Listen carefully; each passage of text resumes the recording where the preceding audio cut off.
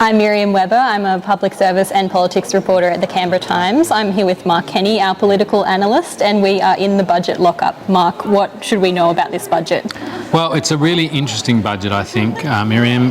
It's perhaps crafted with an eye to an election. Now, everyone thinks the election's going to be next year, May next year, so a year from now.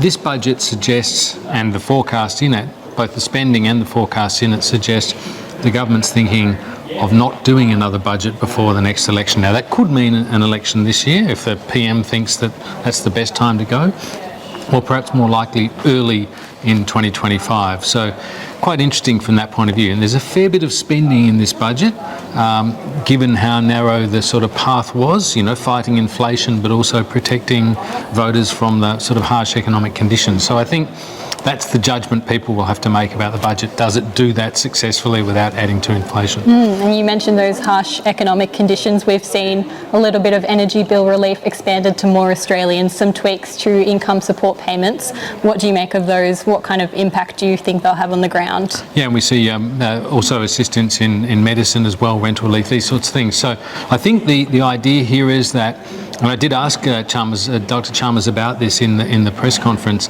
about whether he could have done more to fight inflation. And I think what he's saying is, look, people are really hurting out there.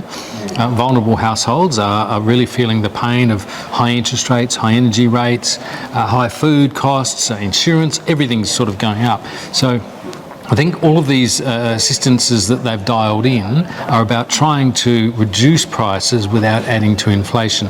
They think they've got the balance about right, where it doesn't create an inflation problem. The interesting thing is the government has this, the Treasury has this forecast of inflation coming back down into the RBA's target band of 2 to 3% at the end of this year. Now, if that happens, that's a very happy story for the government, but it's a bit of a punt too. We also did see some big increases to the APS, actually a lot bolder than we had expected. After the 10,000 increase last year, there's a 12,000 increase this year. Yeah, what did you make of that? So I think it really shows that the government's trying to pitch it as an investment in the jobs that really affect Australians. So things like Services Australia, people who are processing Centrelink payments. Home Affairs is also getting $100 million, which is going towards a baseline boost to its funding. The government, again, gets to sort of have a bit of a win here because they can say we're cleaning up the mess of the last government.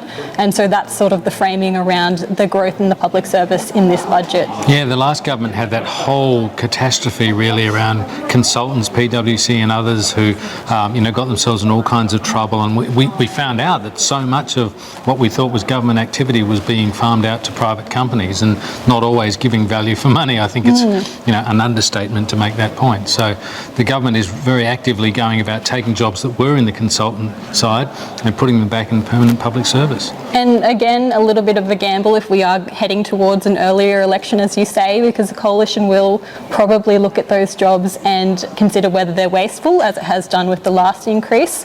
So the government will need to really trust that Australians can back them up on this. Yeah, very interesting budget.